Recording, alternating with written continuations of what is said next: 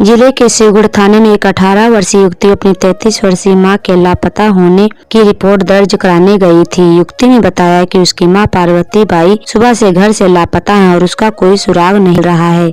इसी बीच पूरे जिले में पुल के नीचे अज्ञात महिला का शव मिलने की खबर फैल चुकी थी। शिवगढ़ पुलिस ने युवती राउटी थाने भेजा। राउटी थाने की पुलिस युवती को मेडिकल कॉलेज से वह अज्ञात महिला का शव दिखाया। युवती ने जैसे ही शव देखा तो उसने तुरंत पहचान लिया कि यह उसकी मां पार्वती बाई का शव है। इस पहचान ने पुलिस को नई दिशा मिली, क्योंकि अब उसकी पहचान महिला के रूप में हो चुकी थी। पुलिस को यह जांच करनी थी कि पार्वती बाई के साथ यह जघन्य अपराध किसने और क्यों किया। शव की शिनाख्त होने के बाद पुलिस का काम काफी आसान हो गया। पोस्टमार्टम के बाद पुलिस उसकी लाश को परिजनों को सौंप दिया और अंतिम संस्कार हुआ। सबसे पहले पुलिस ने पार्वती बाई की बेटी से पूछताछ की, जिसने अहम जानकारी दी।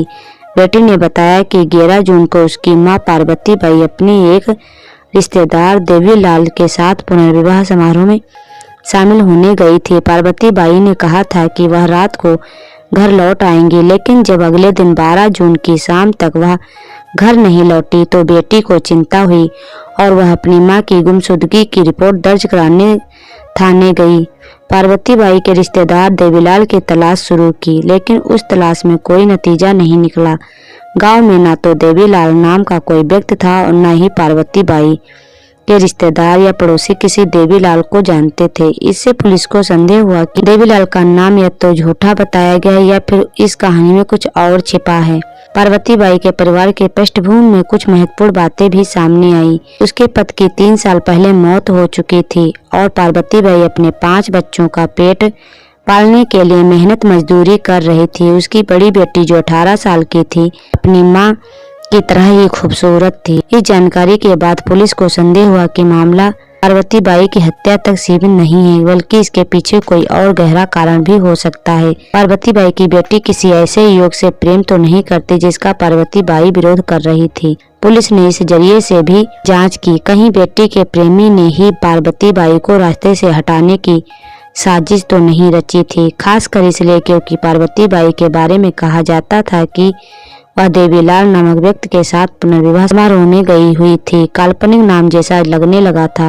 पोस्टमार्टम के बाद यह तथ्य सामने आया। रिपोर्ट के अनुसार पार्वती बाई की हत्या होने से पहले उसे शराब पिलाई गई थी और उसके साथ बलात्कार किया गया, जिससे मामला और भी गंभीर हो गया। अब पुलिस का ध्यान इस बात पर था कि पार्वती बाई को किसने शराब पिलाई और किस परिस्थिति में उसकी हत्या की गई। इन सभी पहलुओं को ध्यान में रखते हुए पुलिस ने जांच तेज कर दी, क्योंकि यह साफ था कि यह हत्या किसी साजिश के तहत की गई है और इसमें पार्वती बाई की जिंदगी या परिवार से जुड़े कुछ गहरे राज भी छिपे हो सकते हैं। पुलिस ने पार्वती बाई के मोबाइल फोन के कॉल डिटेल खंगाले, जिससे जांच में उन्हें अहम सुराग मिला।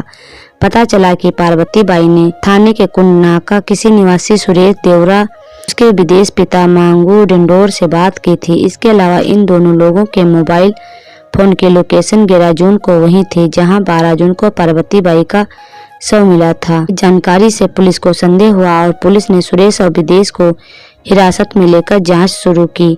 शुरुआत में दोनों ने किसी भी तरह के अपराध में शामिल होने से इनकार करते हुए कहा कि उन्हें इस घटना के बारे में कोई जानकारी नहीं है, लेकिन पुलिस के लगातार दबाव में आखिरकार दोनों ने खुलासा किया कि पति की मौत के बाद अकेली रह रही पार्वती बाई दूसरी शादी करना चाहती थी। इसके लिए पास के गांव के शादी समारोह में बात कर रखी थी। पार्वती बाई जानती थी कि उसके परिजन उसकी तरफ से आगे नहीं आएंगे, इसलिए उसने सुरेश और विदेश से मदद मांगी थी। पार्वती बाई के कहने पर वे उसे युवक के घर पर ले गए जिससे वो शादी की बात कर रहे थे। वहां कुछ देर बैठने के बाद वे पार्वती बाई को वहीं छोड़कर अपने गाँव लौट आए। पुलिस ने जब उनसे पूछा कि वे पार्वती बाई को किस घर पर छोड़कर आए थे तो उन्होंने पुलिस को वह पता बता दिया। इस खुलासे से पुलिस को नई दिशा मिली। वे यह पता लगाने में जुट गए कि क्या पार्वती बाई वाकई शादी के लिए वहां गई थी या उसके साथ कुछ और चल रहा था, जिसके चलते उसकी हत्या कर दी गई। टीम सुरेश और विदेश द्वारा बताए गए पते पर पहुंची तो सच्चाई सामने आ गई। दूल्हे के परिवार ने उन्हें बताया कि सुरेश और विदेश 35 वर्षीय पार्वती बाई को उनके घर लेकर आए थे ताकि वे उसकी शादी उनके बेटे से तय कर सके। लेकिन जब दूल्हे के परिवार ने पार्वती बाई को देखा तो उन्होंने तुरंत प्रस्ताव ठुकरा दिया। उन्होंने कहा कि बेटा सिर्फ 17 साल का है, जबकि पार्वती बाई 35 साल की थी। और कारण उन्हें पार्वती बाई से शादी की कोई संभावना नहीं दिखी और उन्होंने तुरंत मना कर दिया। दूल्हे के परिवार ने यह भी कहा कि सुरेश और विदेश उस रात पार्वती बाई को अपने साथ ले गए थे। जब पुलिस को यह जानकारी मिली तो साफ हो गया सुरेश और विदेश ने पुलिस से झूठ बोला है, जबकि सच्चाई कुछ और थी। अब पुलिस को यकीन हो गया था कि पार्वती बाई की हत्या का राज सुरेश और विदेश के पास ही छिपा है। इसलिए जब पुलिस ने दोनों से पूछताछ की तो आखिरकार वे टूट गए और उन्होंने पूरी कहानी बता दी। सुरेश और विदेश ने पूछताछ में पूरी कहानी बता दी। उन्होंने बताया कि करीब 2 साल पहले उनकी मुलाकात पार्वती बाई से रतलाम रेलवे स्टेशन पर हुई थी। वे भी उनकी तरह रोजाना रतलाम जाते थे, वहीं उनकी मुलाकात हुई। पार्वती बाई उनसे उम्र में काफी बड़ी थी, लेकिन उसकी खूबसूरती की वजह से वे दोनों उसकी ओर आकर्षित होते हैं और धीरे धीरे उससे दोस्ती कर लेते हैं। जल्द ही उन्हें यह भी पता चल गया कि पति की मौत के बाद वह दूसरी शादी करने की कोशिश कर रही थी, लेकिन अपनी बड़ी बेटी को वह देखते हुए अपने रिश्तेदारों को यह बात नहीं बता पा रही थी। पता चला कि पार्वती बाई पुनर्विवाह को लेकर चिंतित हैं, तो उन्होंने उससे नजदीकी बढ़ाने की कोशिश की, लेकिन पार्वती उनकी मंशा समझ गई। उसने उनसे साफ मना कर दिया, चाहे वे कितनी भी कोशिश कर लें, इससे उन्हें कोई फायदा नहीं होगा।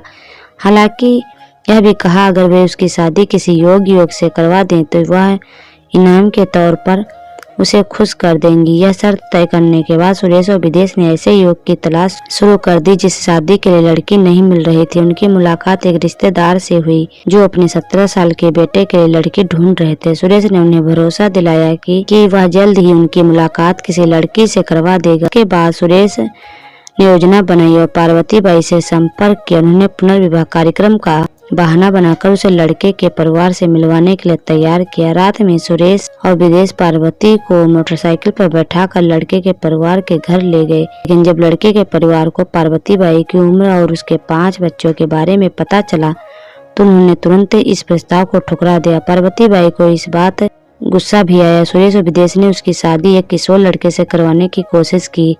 केवल पार्वती बाई का अपमान था, बल्कि सुरेश और विदेश के लिए भी निराशा थी, क्योंकि उनके पास किसी तरह की शादी तय करके पार्वती बाई का फायदा उठाने की योजना थी। जब यह योजना विफल हो गई तो सुरेश और विदेश ने तय कर लिया कि पार्वती बाई को घर वापस नहीं जाने देंगे। उन्होंने उसे शराब पीने के लिए कहा, जिसे उसने किसी तरह स्वीकार कर लिया। तीनों पुलिया के नीचे बैठकर शराब पीने लगे। इस बीच सुरेश ने पार्वती बाई से अपना वादा पूरा करने के लिए कहा, लेकिन पार्वती बाई ने साफ मना कर दिया। लेकिन सुरेश और विदेश ने अब तय कर लिया था कि वे उसे नहीं छोड़ेंगे। पार्वती बाई के विरोध के बावजूद उन्होंने बारी बारी से उसका बलात्कार किया और पार्वती बाई के लिए पुरुष सुख एक कमजोरी थे, लेकिन वह किसी भी कीमत पर इस घिनौने विश्वासघात को बर्दाश्त नहीं कर सकती थी। बलात्कार के बाद जब पुलिस सुरेश और विदेश कपड़े पहन रहे थे तो पार्वती बाई ने गहरी आवाज में कहा, लेकिन याद रखना कल की रात तुम्हारी जेल में कटने वाली है। जब यह बात सुनकर सुरेश और विदेश को झटका लगा। उन्हें डर था कि अगर पार्वती बाई ने इस घटना की जानकारी पुलिस को दे दी तो उसकी पूरी जिंदगी बर्बाद हो जाएगी। पार्वती बाई को चुप कराने का फैसला किया। जब पार्वती बाई उनका विरोध किया और भागने की कोशिश की तो उन्होंने बेरहमी से हत्या कर दी। शव को पुल के नीचे फेंक दिया, यह सोचकर कि अंधेरे और सुनसान जगह पर उनकी यह घिनौनी हरकत कभी उजागर नहीं होगी। इसके बाद वे शव को पुल के नीचे छोड़कर भाग गए। पुलिस जांच में सुरेश और विदेश की असलियत सामने आ गई और उन्हें अपनी गलतफहमियों का खामियाजा भुगतना पड़ा। पुलिस ने सुरेश और विदेश पर पार्वती बाई की हत्या और उसके साथ बलात्कार करने का आरोप लगाया है। इस महिला के कातिल को सजा मिल चुकी है। तो दोस्तों, आपको यह कहानी कैसी लगी है? आप अपनी राय कमेंट बॉक्स में जरूर बताएं। जय हिंद, वंदे मातरम।